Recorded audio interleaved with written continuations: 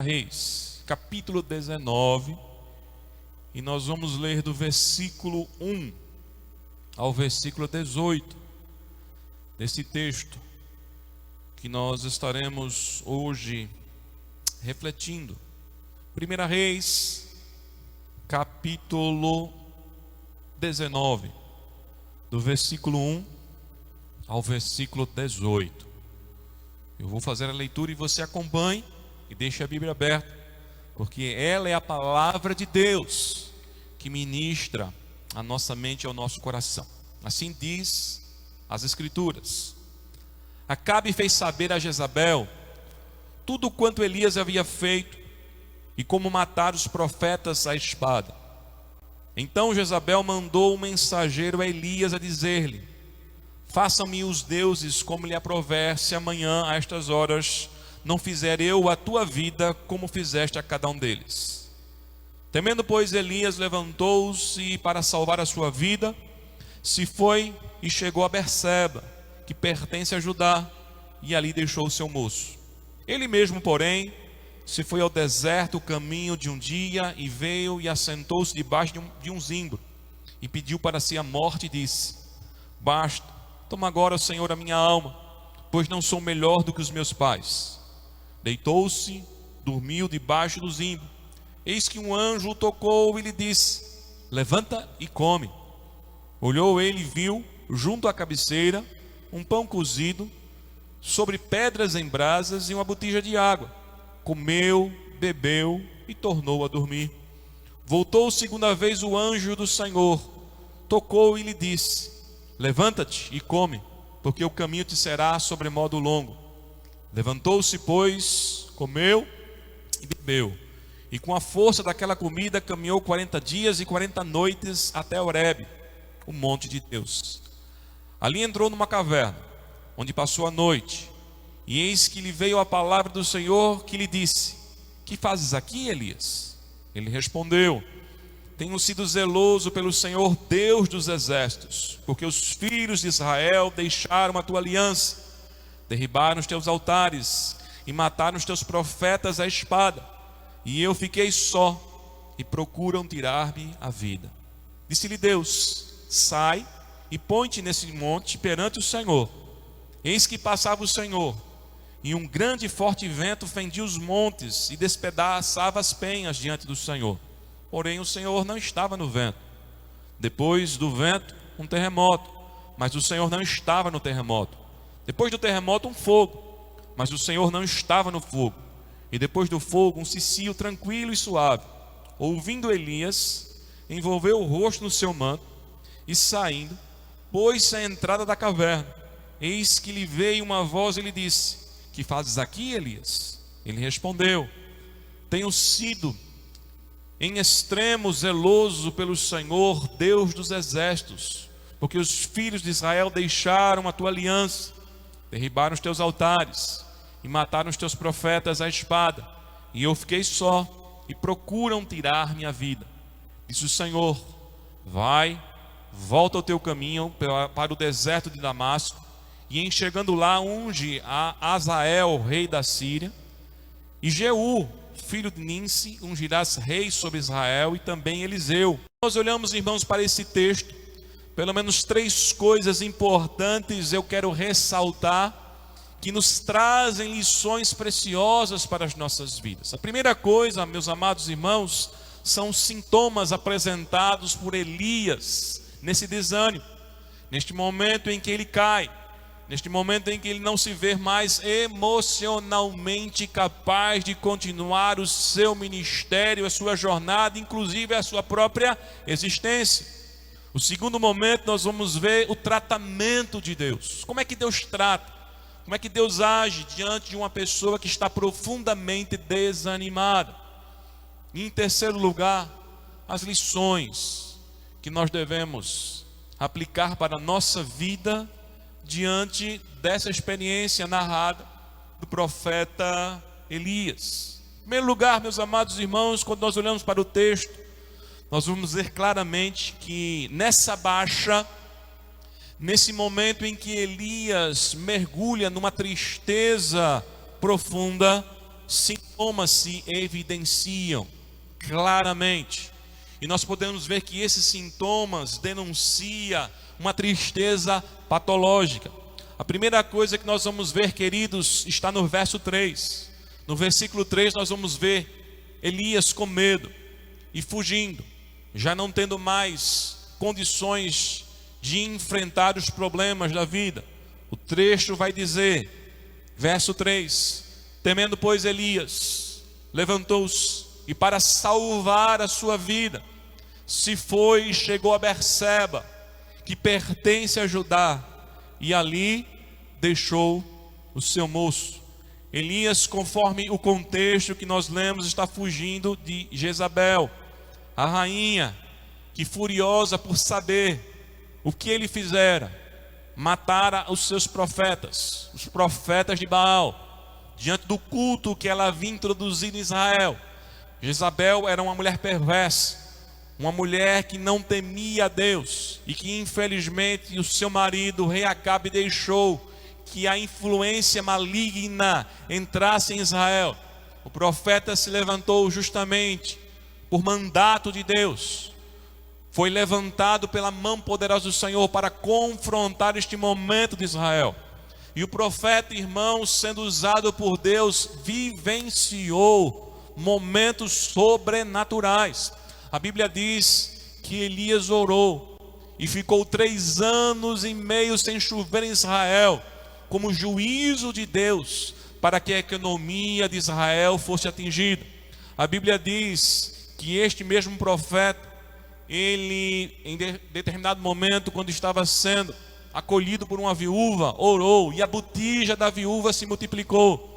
Uma mulher que já não via mais manutenção na sua vida, achando que seria a sua última refeição, e iria comer, ia dar para o seu filho e ia morrer. E o profeta foi lá, e mediante a ação sobrenatural do Espírito Santo, por meio desse profeta, houve provisão na casa da viúva. Em outro momento, a viúva, esta mesma, perdera o seu filho, e o profeta foi lá, orou, e o menino foi ressuscitado pelo poder do Espírito Santo. Mas o ápice da ação de Deus na vida do profeta foi justamente quando ele desafiou os profetas da rainha, conhecidos como os profetas de Baal, mostrando que o verdadeiro Deus era aquele que responderia com fogo. E a Bíblia diz que Elias orou e o fogo do céu caiu, e Israel glorificou o nome do Senhor, e todos se prostraram diante de Deus, e a nação de Israel começou a ver que existia um Deus verdadeiro. E naquele momento, Elias matou todos os profetas de Baal. E é justamente essa notícia que chega aos ouvidos da rainha, e a rainha com fúria se levanta contra o profeta.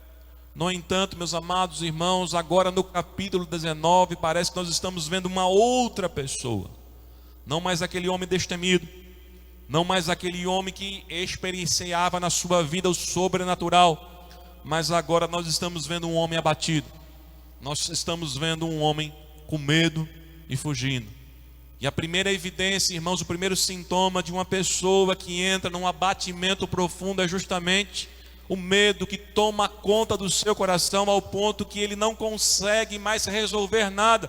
A única coisa que ele deseja é fugir. Quantas não são as pessoas que nesse exato momento estão em sua mente, desejando sumir, desaparecer, encontrar um lugar onde ela possa então aquietar a sua alma, porque aquilo que ela está vivendo, aquilo que ela está enfrentando parece ser infinitamente maior do que ela. Assim como o profeta, estão tentando fugir, porque o problema que se instalou na sua frente revela um medo profundo. A segunda coisa, irmãos, que nós vamos ver como sintoma nesse abatimento emocional do profeta, é justamente o sentimento de desvalia. O verso 4 vai dizer que ele deixa o seu moço e agora continua caminhando sozinho pelo deserto. E quando ele vê um arbusto característico daquela região chamado zimbro, ele se senta debaixo deste arbusto. e começa a pedir a Deus que o mate, que acabe com a sua vida, porque ele já não vê mais razão para a sua existência. Ele começa a dizer que não era melhor do que seus pais. E nesse momento a sensação de inutilidade, de insignificância toma conta do coração do profeta. E quando nós somos tomados por essa sensação de que nós não temos mais nenhum valor, nós não temos mais nenhuma utilidade, a conclusão é: para que viver? O que adianta viver? Porque a minha vida ainda está acontecendo, é melhor morrer. A sensação de desvalia, quando ela vem numa intensidade muito grande, as pessoas começam a flertar com a morte. As pessoas começam a ver que a única solução para sair desta angústia é tirar a própria vida, ou quem sabe como Elias, que talvez não tivesse coragem, pede aos céus que o próprio Deus o tome, o próprio Deus o leve, o próprio Deus coloque um ponto final na sua existência. A terceira coisa que nós vamos ver aqui como sintoma na vida deste homem que emocionalmente estava nesse estado de tristeza é a apatia. Os versículos 5, 6 e 7 vão mostrar claramente isso. Elias agora está deitado. O texto diz que o anjo do Senhor aparece para ele e diz: levanta-te, come. Quando Elias acorda e olha ao seu lado, à sua cabeceira, está um pão cozido sob pedras, em brasa, e uma botija de água. O homem estava tão adormecido que ele não viu aquela manifestação sobrenatural. E mesmo agora acordado, despertado e vendo a manifestação sobrenatural, aquilo não mexeu com ele, porque o texto diz que ele comeu, bebeu e tornou a dormir. Algo miraculoso estava acontecendo ali, sobrenatural, extraordinário. Mas a apatia na alma, no coração, na mente do profeta era tão grande que aquilo não trouxe nenhuma perplexidade, aquilo não mexeu com ele. O texto diz, irmãos, que o anjo então aparece pela segunda vez e faz a mesma coisa, e manda o profeta comer, e manda o profeta beber, e ele come e ele bebe. Isso mostra, meus amados irmãos, que a necessidade de Elias não era o suprimento físico, porque ele comeu, ele bebeu, ele se nutriu fisicamente, mas a sua necessidade, a sua carência, o que desfalecia nele não era o corpo, era a sua mente, era a sua alma, eram as suas emoções. A comida não conseguia suprir, mesmo vindo de um modo sobrenatural, não conseguia animar, não conseguia reerguer este homem, este profeta. E o quarto sintoma, meus amados irmãos, que nós vemos neste homem decaído, esse homem abatido emocionalmente, ele está no verso 10 e no verso 14, que é justamente a cantiga que ele repete diante daquilo que ele ouve de Deus. Elias, o que é que você está fazendo aqui? E a resposta de Elias no verso 10 e no verso 14 é a mesma.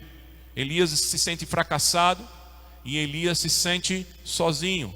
Ele disse: tenho sido zeloso, Senhor, Deus dos exércitos, porque os filhos de Israel deixaram a tua aliança, derribaram os teus altares e mataram os teus profetas à espada, e eu fiquei só, e procuram tirar-me a vida. Um homem que vê o seu esforço como sendo inútil, um homem que se vê sozinho. Esses são os sintomas que claramente evidenciam uma pessoa numa tristeza profunda. No entanto, meus amados irmãos, o texto vai mostrar também para nós, não só um homem abatido, não só um homem cujas emoções já não o fazem mais funcionar, mas um Deus poderoso, que mesmo diante das situações mais difíceis que nós possamos passar, inclusive aquelas que nos abatem emocionalmente, está trabalhando, está nos tratando, e ainda assim continua do nosso lado. E agora nós vamos ver, irmãos, o tratamento de Deus diante daquele que se sente desanimado, diante daquele que saiu de um estado de profundo entusiasmo e mergulhou na tristeza, e já não se encontra mais com forças e nem se vê capaz de fazer a mínima coisa da sua própria vida, da sua própria caminhada. O que é que Deus faz? Como é que Deus trata?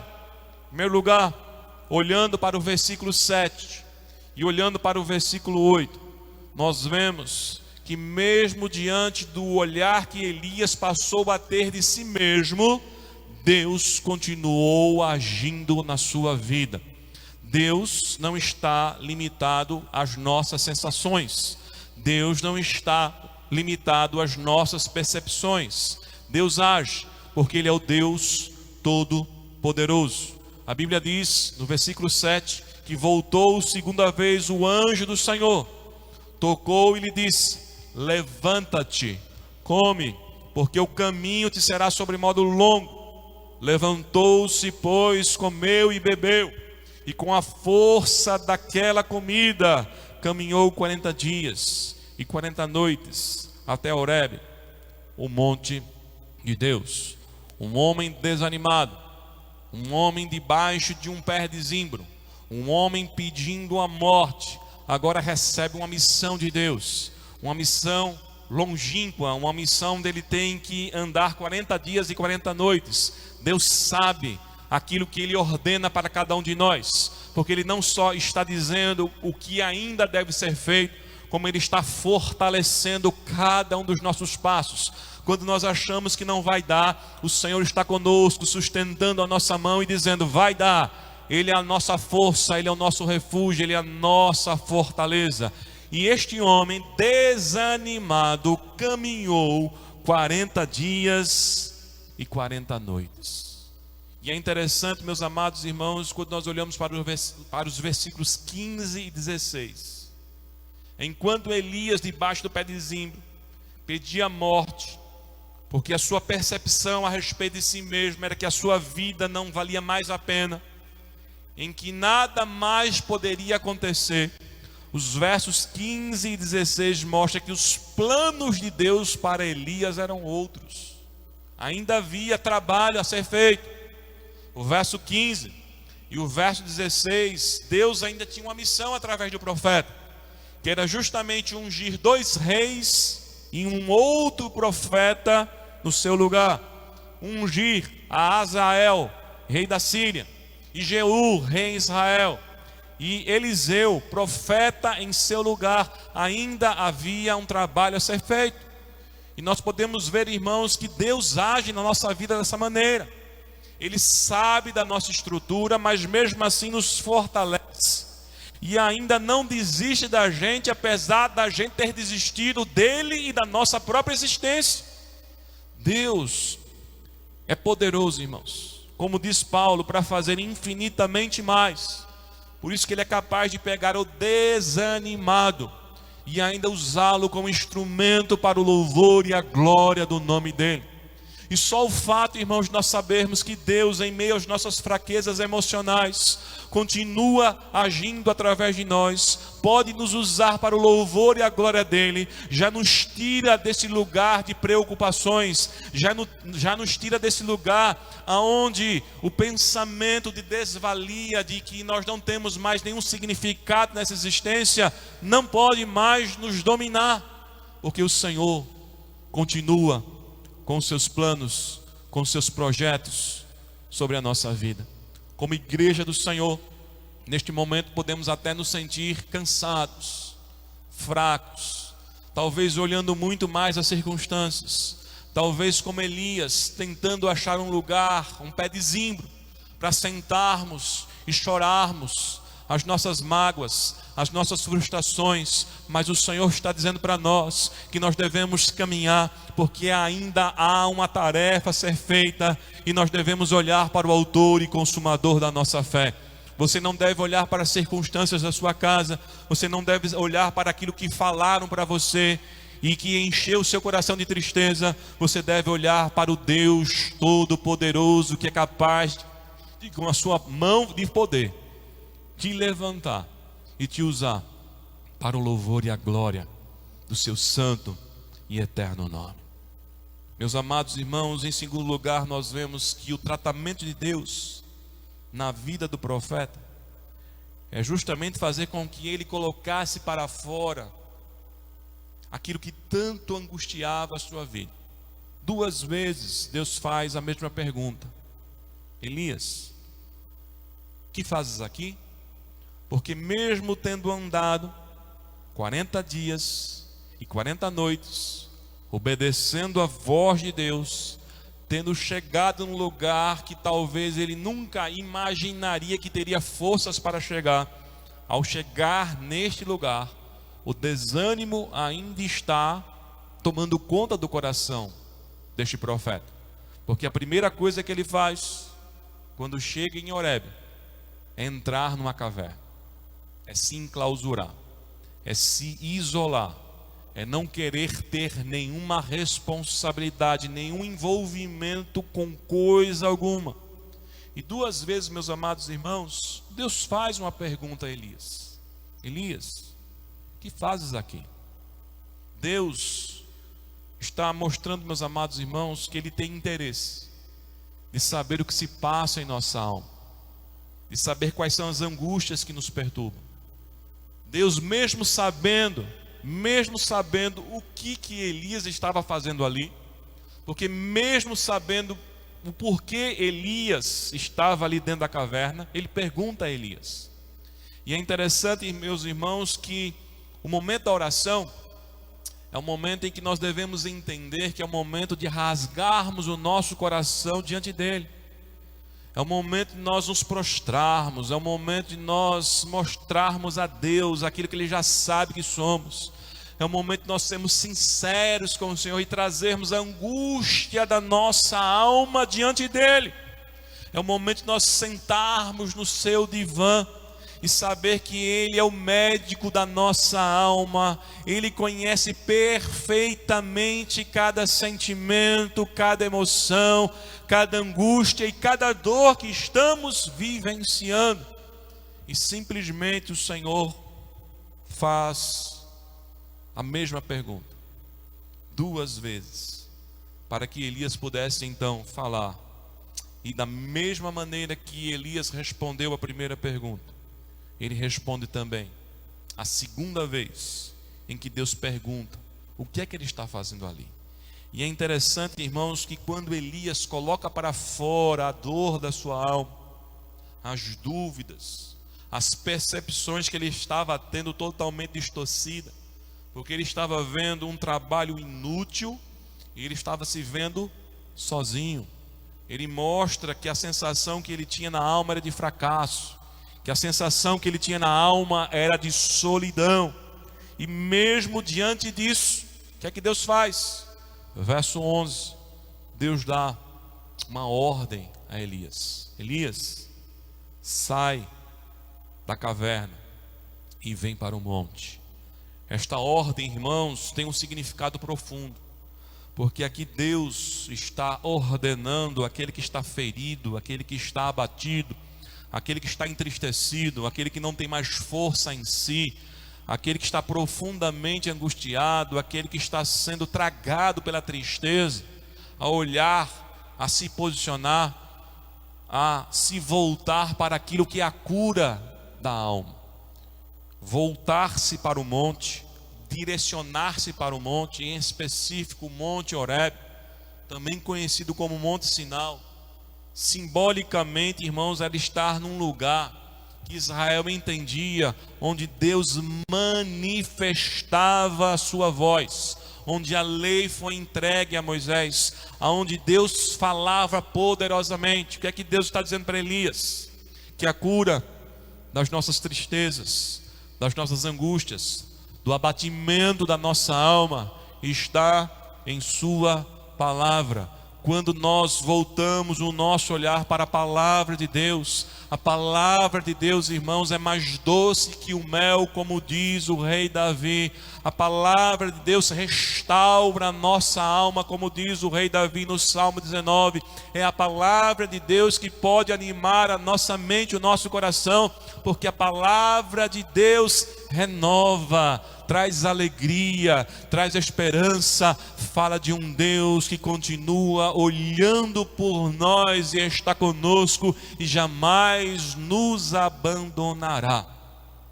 Em toda e qualquer situação, o que a palavra do Senhor está dizendo para nós é que Deus está conosco, é que a sua vara e o seu cajado estão nos protegendo, é que ainda que nós venhamos a passar pelo vale da sombra da morte, não devemos temer mal algum, porque o Senhor está conosco, porque a sua presença é suficiente para sustentar a nossa vida e para dar certeza que nós não seremos destruídos, que nós teremos forças para continuar essa jornada glorificando o seu santo e eterno nome.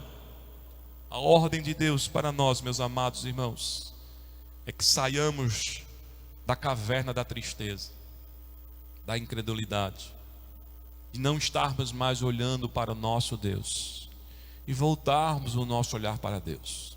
A caverna onde parece que as circunstâncias gritam mais alto, parece que o ponto final chegou. A caverna que diz que a vida não vale mais a pena de ser vivida. Temos que sair da caverna deste pensamento e estarmos no monte do Senhor, ouvindo a palavra de Deus, porque Deus nos dá a razão para continuarmos existindo. A terceira coisa que nós vemos aqui, irmãos, no trabalhar de Deus na vida do profeta, é a maneira como Deus respeita os nossos momentos, é a maneira como Deus conhece a nossa estrutura, é a maneira como Deus sabe agir em nós. A Bíblia diz no verso 11 e no verso 12: depois da ordem do profeta sair e se pôr perante o monte, que o Senhor passava, e que quando o Senhor passou, primeiro veio um grande vento, que fendia as rochas, que batia, mas o texto diz que o Senhor não estava no vento. Logo após veio um terremoto, mas o Senhor não estava no terremoto. Logo após veio o fogo, mas o Senhor não estava no fogo. E por último, veio um vento tranquilo, suave, uma brisa. E neste momento Elias se envolveu e saiu. E quando ele sai, ele ouve mais uma vez a voz do Senhor: Elias, o que fazes aqui? Nós entendemos perfeitamente, irmãos, que Deus, conhecendo as nossas estruturas, não vem de uma maneira como um vento forte, porque Ele sabe que a gente não aguenta. Não vem como um terremoto querendo nos chacoalhar para ver se a gente acorda, porque Ele sabe que a gente não aguenta. Não vem como um fogo consumindo tudo. Essas formas, irmãos, tão violentas e que são totalmente descabíveis diante de emoções que não estão estruturadas, são formas puramente humanas. Os homens gostam ou tentam animar os outros quando vê alguém em tristeza de uma maneira que ainda piora a situação. E o que é que Deus faz? Deus vem de acordo com aquilo que a gente pode ter naquele momento, de acordo com a estrutura emocional que nós estamos naquele momento. Deus vem de uma forma suave, Deus vem dentro de um vento tranquilo, e não significa que a sua glória, a sua majestade, a sua voz é diferente. Tem gente que acha que Deus só se manifesta quando tem coisas extraordinárias que balançam as estruturas acontecendo, quando tem um vento forte, quando tem um terremoto, quando tem fogo. Tem gente que acha que é dessa maneira que as coisas vão acontecer, mas Deus faz como lhe apraz, e Deus conhece exatamente o remédio que nós precisamos para cada momento, para cada ocasião. É por isso que o rei Davi no Salmo 23 vai dizer que o Senhor, Ele refrigera a nossa alma. Ele nos guia pela vereda da justiça, por amor do seu nome. Ele sabe quando nós estamos com sede, Ele sabe quando nós estamos feridos, Ele sabe quando nós estamos abatidos, e Ele vem com a sua mão de poder, de restauração. Ele vem com o seu braço, que é como um vento suave, nos colocando no colo, nos acolhendo e nos fortalecendo, porque existem momentos que tudo que a gente mais necessita é de um abraço, muito mais do que uma palavra, muito mais do que uma lição de moral, um abraço.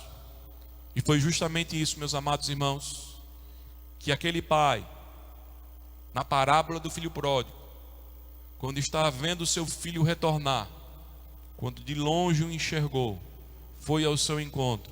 Não foi com um sermão preparado, não foi para lançar em rosto os erros daquele filho, mas foi lá para abraçar, foi lá para festejar, foi lá para trazer de volta, foi lá para acolher esse filho que estava perdido, mas naquele momento estava sendo achado, naquele momento estava sendo restaurado, e o nome do Senhor sendo glorificado.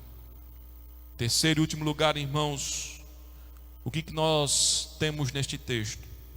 Agora, as lições que nós podemos extrair para as nossas vidas da experiência do profeta Elias. E são 4 lições aqui preciosas, irmãos, que nós podemos tirar dessa situação em que este homem estava profundamente abatido em suas emoções. Primeira lição que nós tiramos é que qualquer pessoa pode enfrentar o desânimo na sua vida.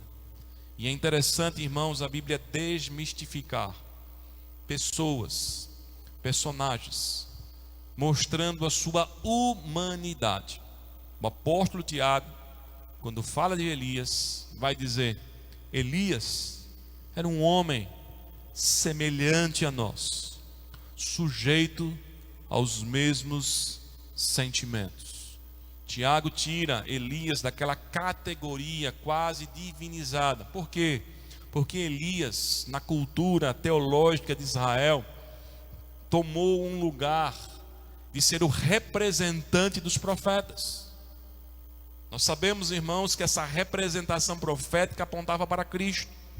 Nós vemos no Novo Testamento que Jesus, no monte chamado da Transfiguração, Jesus está ali e ao seu lado está Moisés e Elias, representando a lei e representando os profetas. Moisés a lei e Elias os profetas. Mas este que tinha tal significado, representação social no contexto de Israel, era um homem exatamente como a gente. E é interessante, irmãos, nós enxergarmos a humanidade na vida de todo aquele que, por mais que possa ter sido usado por Deus de forma extraordinária, continua sendo homem, continua tendo fraqueza, continua dependendo da misericórdia e da graça de Deus sobre a sua vida. Quando nós olhamos para Davi, que desde a sua juventude já mostrava uma bravura, uma audácia, ao ponto que é apresentado à nação de Israel no confronto com Golias, Davi escreve o Salmo 42, versículo 5, dizendo: por que está abatido a minha alma? Por que te perturbas dentro de mim? O apóstolo Paulo, irmãos, que traz as grandes revelações doutrinárias para a igreja, que declarou que em Cristo Jesus nós somos mais do que vencedores, por 3 vezes orou. A Bíblia diz que com insistência, para que o espinho da carne fosse retirado, porque doía, porque ele não estava aguentando. Nós vemos o ousado, corajoso, destemido Pedro, negando Jesus 3 vezes. Ele que havia jurado que se todos o negassem, jamais ele negaria o Senhor e Salvador. Mas não aguentou, sucumbiu.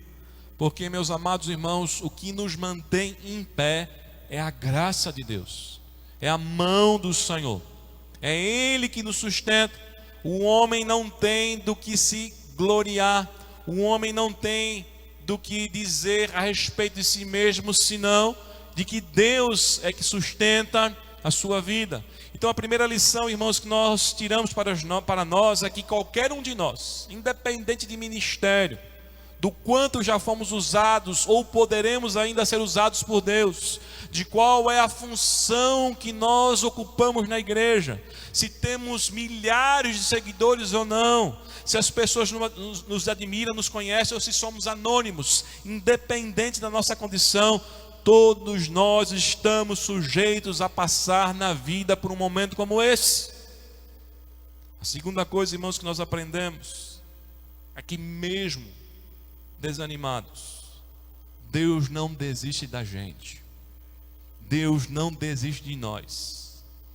Quantos não são abandonados porque não servem mais, porque não tem mais dinheiro, porque não tem mais vigor, porque não tem mais energia? Nós vivemos numa sociedade onde as pessoas se tornaram descartáveis. Se você já está numa certa idade, parece que o mercado de trabalho te descarta. Se você já não tem mais a beleza de uma juventude, as pessoas já não olham mais para você. Se você não traz o currículo que qualifica a sua intelectualidade, você é descartado. Se você não traz um sobrenome de uma família famosa na sociedade, as pessoas te rejeitam. Se você não mostra a sua conta financeira para causar inveja às pessoas, as pessoas não querem saber de você. Nós vivemos numa sociedade descartável, mas Deus não é assim. Aqueles a quem Ele escolheu, o Senhor está com eles até o fim. O Senhor nos ama em toda e qualquer situação, diante de todo e qualquer sentimento que possa estar muitas vezes norteando a nossa visão e trazendo até percepções, distorções da realidade nas nossas percepções. Deus não desiste de nós. Pelo contrário, para os momentos difíceis, nós temos promessas. Deus olhou através dos profetas, através dos salmistas, e trouxe palavras de ânimo para aqueles que estavam desanimados. O profeta Isaías declarou para a nação de Judá, voz de Deus, dizendo: não temas, porque eu sou contigo.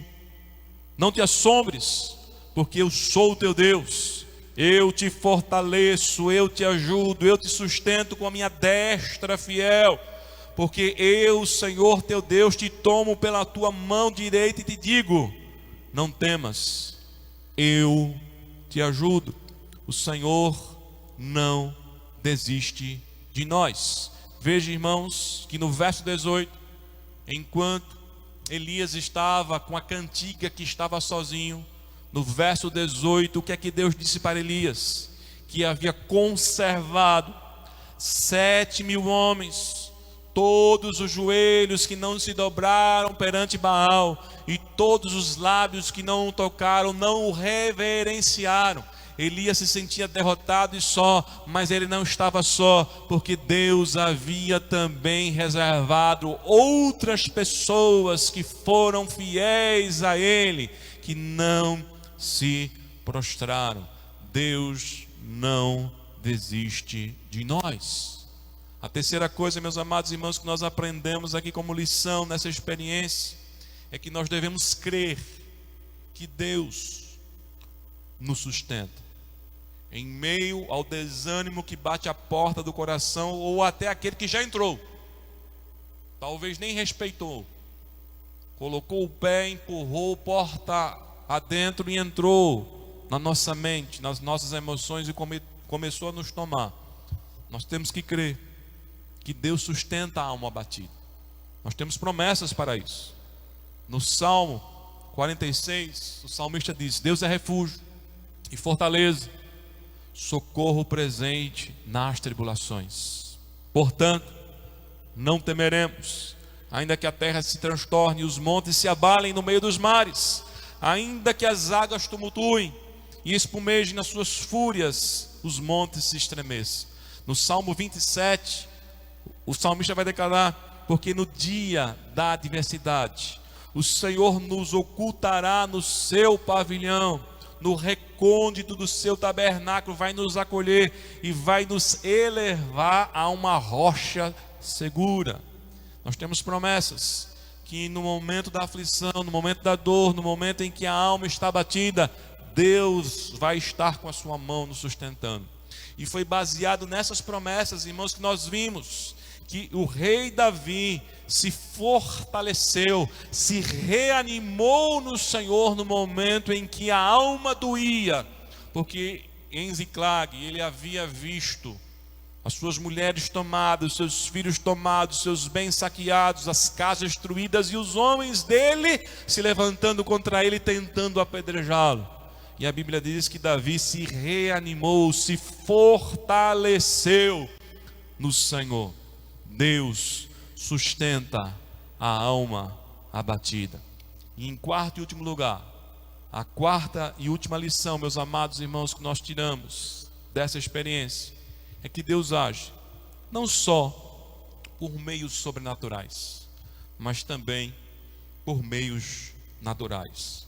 E aqui, conforme eu falei, sendo um quadro de abatimento da ordem do patológico, Deus não nos proíbe de procurarmos a ajuda profissional.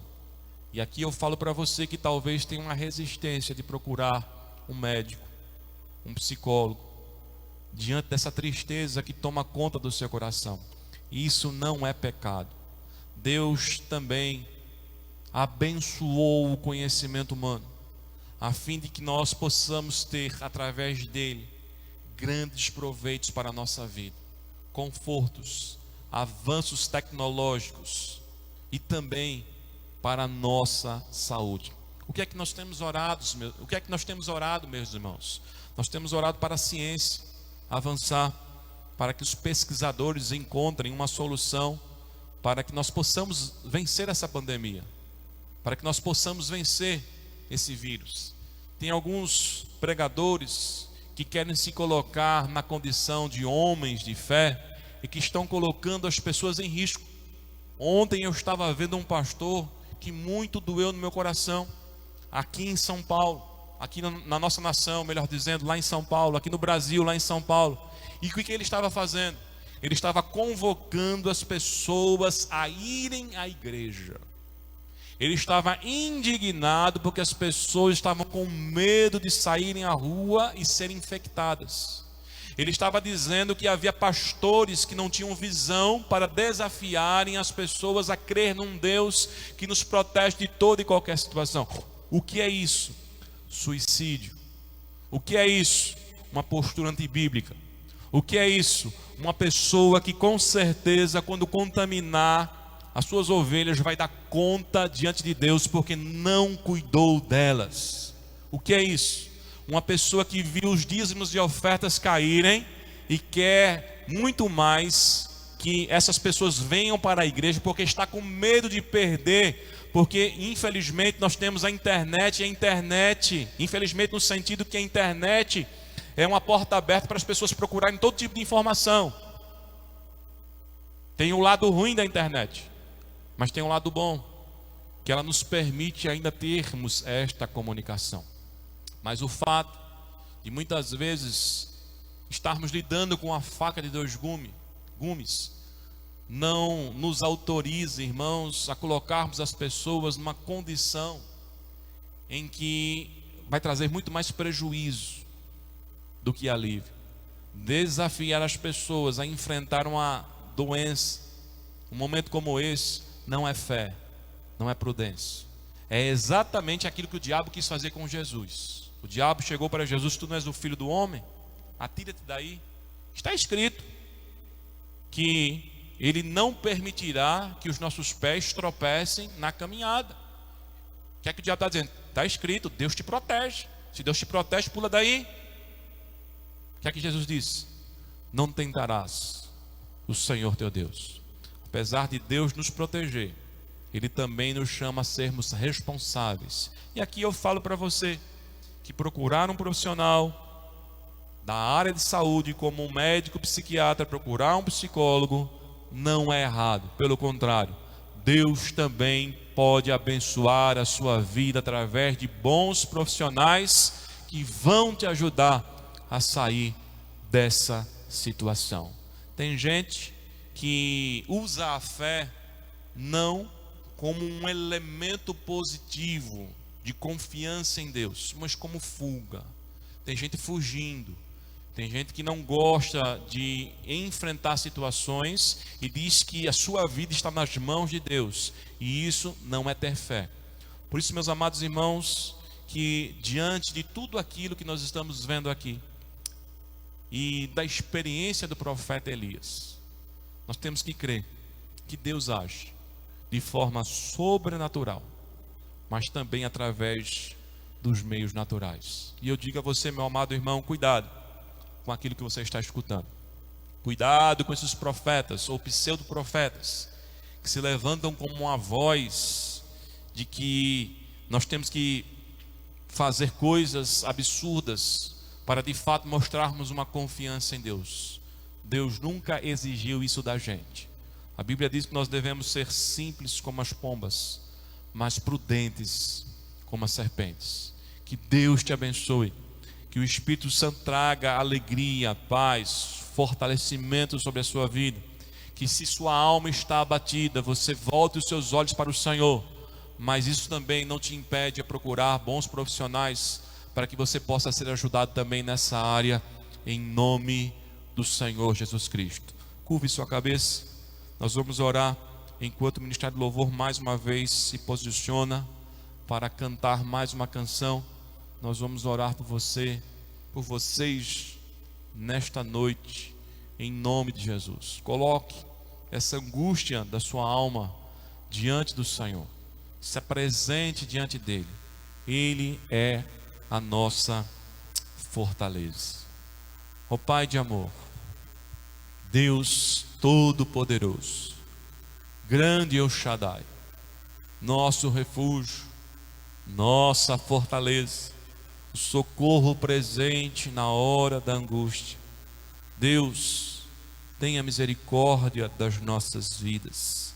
Nós estamos aqui orando, Senhor, por cada mente, por cada coração, que talvez neste momento o Senhor se sente tão abatido, nesse momento se sente, Senhor, tão desesperado, nesse momento se sente tão desanimado, que já não encontra, Senhor, forças para levantar da cama, que já não encontra forças, Senhor, para confiar que o amanhã pode ser diferente, que já não encontra forças para fazer absolutamente nada. Tu és o Deus do renovo. Tu és o Deus que, assim como fizestes na vida de Elias, pode fazer na vida de cada um que está me ouvindo e me vendo nesta noite, ó Pai. Eu oro, eu clamo, eu sei, Senhor, que Tu podes agir. Eu sei, Senhor, que Tu podes levantar. Eu sei, Senhor, que Tu podes dar o ânimo. Eu sei, Senhor, que Tu podes alegrar o coração que está entristecido. Eu sei, Senhor, que Tu podes curar a ferida da alma. Eu sei, Senhor, que Tu és a esperança. Age, Senhor, age soberanamente, conforme a Tua vontade e para a glória do Teu santo, eterno e poderoso nome, ó Pai, em nome do Senhor Jesus Cristo. Amém. Vamos louvar a Deus com mais uma canção.